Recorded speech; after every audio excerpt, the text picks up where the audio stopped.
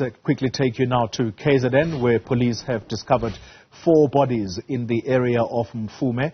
This is near Amanzimtoti this morning. Newzroom Africa's Karinda Jagmohan is at the scene. Good morning to you, Karinda. The live picture you are showing us there. The police, what are they telling you about what exactly happened here?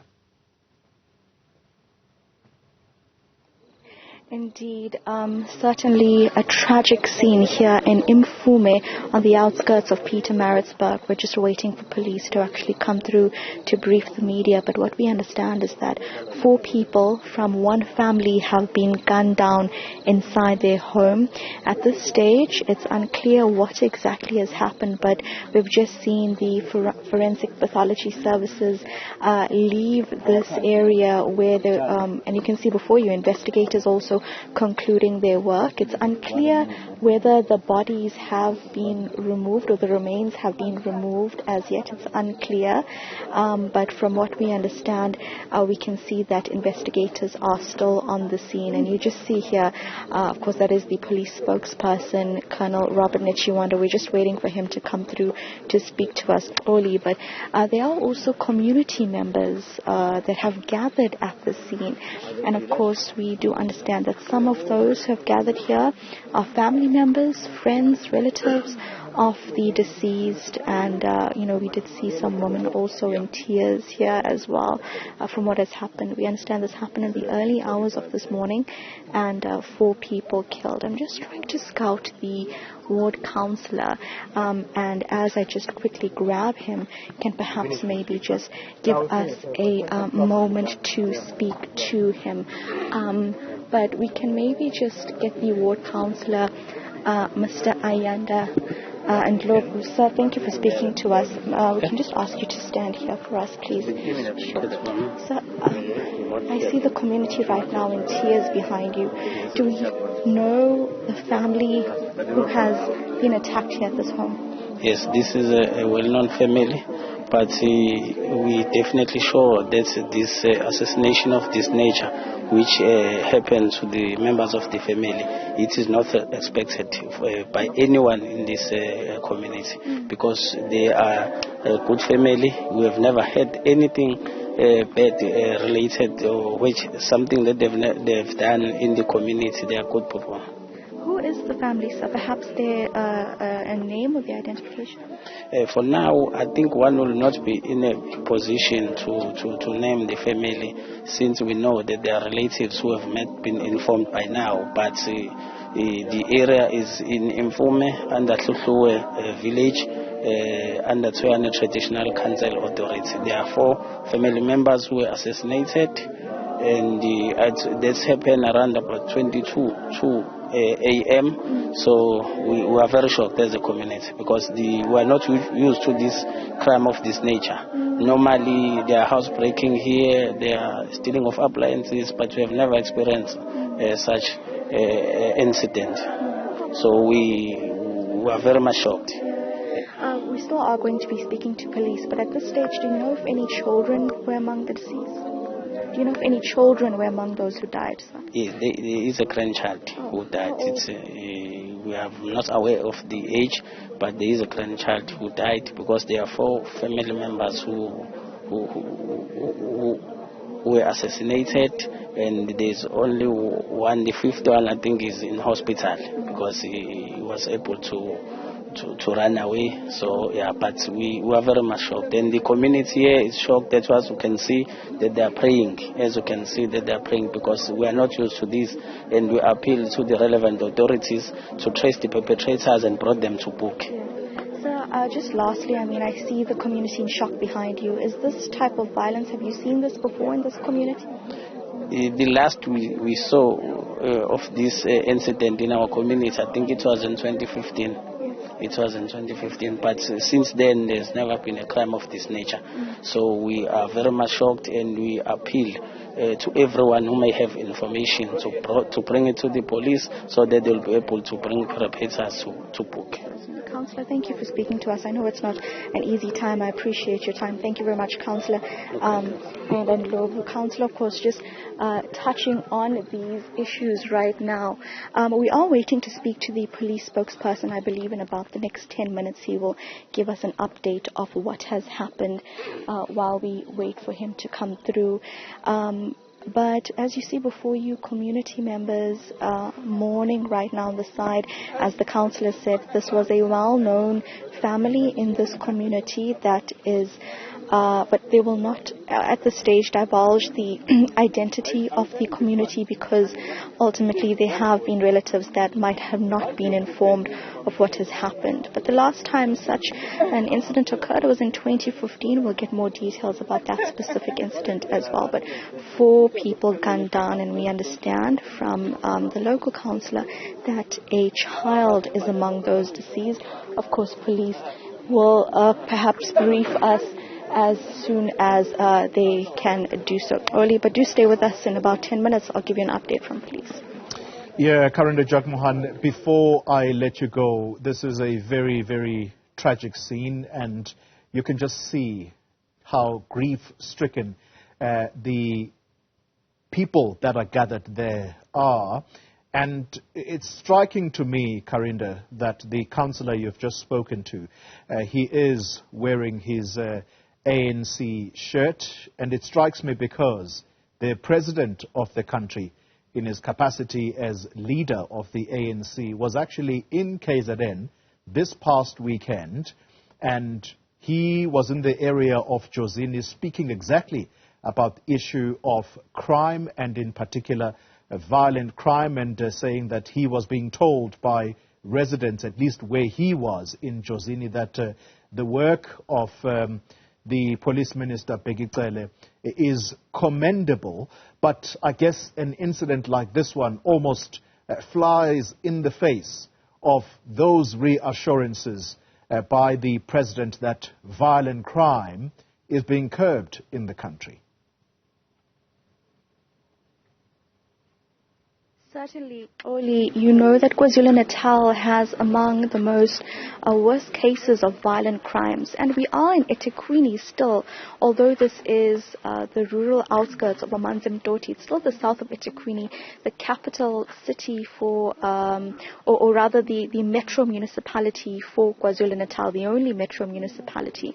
But yet we see these types of violent crimes occurring.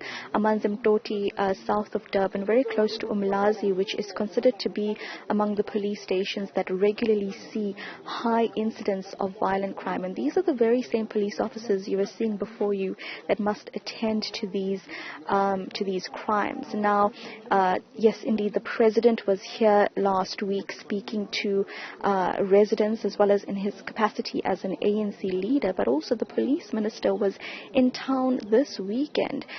He was here to attend the funeral service of a police officer who had been gunned down on the line of duty, and at the same time he also visited the home of another police officer who was gunned down while attending a robbery incident at the Pavilion shopping mall about half an hour from where we stand right now.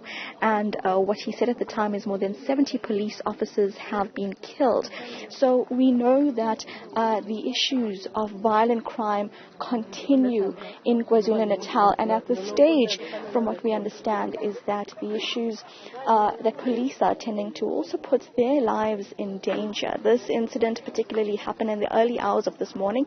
It must have taken some time for police officers to come here, but right now, and what we understand is that the gunman behind these deaths are still at large. And right now, just around us, there are some family members that are just sitting down and watching the scenes unfold. It seems that police are slowly concluding their investigations inside the house, but from my vantage point, and as I look here, I can see various cones are placed, and it seems that this attack happened inside this house as well. I can see, and perhaps I think unfortunately this van is blocking our camera and we can't get closer, but it seems that the shooting happened inside this house in the early hours of this morning. The family, from what the councillor says, was well known, but of course this brings to attention, at least for this community, the rising crime rate in South Africa, particularly with regards to gun violence. There have been reports about the proliferation of illegal firearms, and so of course this gunman must be identified with regards to what firearm he is using as well.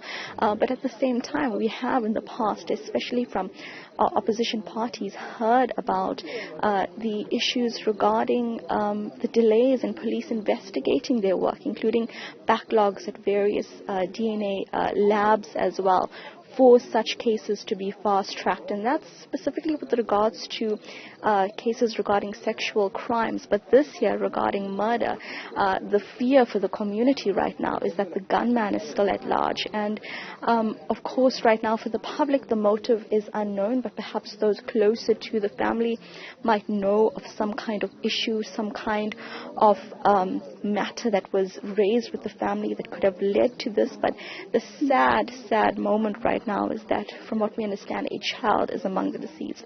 Just next to our camera, there's a woman who is, she's in tears, and we'll give her her privacy. But you can imagine that it's not an easy time for those who would have known this family. We're just waiting to speak to the police spokesperson just to get the facts around what has happened. So early, as you just take a look around us, and I'll remind you again of the area that we're actually in. It's on the rural outskirts of Amanzimtoti. So another issue that this community would have is just access to a police service, because the roads that we drove on to come here, they were sandy, dusty roads, and we had trouble with our vehicle as well just getting here. So you can imagine that police would have had, or community has their own issues to get to police. I'm just going to grab the police spokesperson right now, and we'll actually just get his attention. But Oli, my apologies, just try to get the police spokesperson's attention. You can just see here the very many issues around us. So if you can please perhaps just have a look at these visuals while I do grab the police spokesperson. All right, he is heading towards us. Actually, this is Colonel Robert Netchiwanda. So thank you so much for speaking to us. You're live on Newzroom Africa. A violent crime has occurred here. 4 people have died. What are the facts around the case right now, Colonel? The facts are that 4 people were shot and killed, and 1 was injured by at least 5 suspects. Those are the concrete facts that we can say we have for now. We have been told that a child is among the deceased. Can you put any factual evidence? All the deceased adults. There's no child, because it was the mother, the father, the son, the grandson, and a female visitor, neighbor, who's believed to be the girlfriend to the grandson. The 4 were in one house when they were shot. Some bodies were found outside the house because they tried to escape through the windows during the shooting, but for sure there were other assailants waiting on the outside. Then the son was on another room where he was shot. There is another son who escaped. He was also in his room. When he heard the gunshots, he managed to sneak out and escaped. So apart from the one who was injured in hospital, there's also another one who escaped. Okay, you say there are 5 suspects who are believed to be involved in the shooting. Do we know perhaps how they could have been connected to carrying out this attack? We will not want to speculate as to how the suspects are connected, but for them to come and execute the murders, they have got something to gain, or they are involved, or they are the ones who are aggrieved. We do not know the motive as yet, but what we found so far is that there has been an ongoing family feud which could have led to the shootings, because at least a year ago there was a similar incident in the very same place where the mother, who is now deceased, was shot and injured. This could be connected, or there could be something more, but as the police, it's our duty to dig down and try and find out the real reason behind the shootings. We believe that those who survived maybe could shed some light. If not, the onus on the police to dig deep and find out the route that led to this fatal shooting. Just before we end, we're just talking right now while we're on air about the access that community members would have to the police, considering it's a largely rural area. Have the community raised any issues about this with police, that they perhaps need more visible policing? Police are visible, and it doesn't matter how many police we have in the country.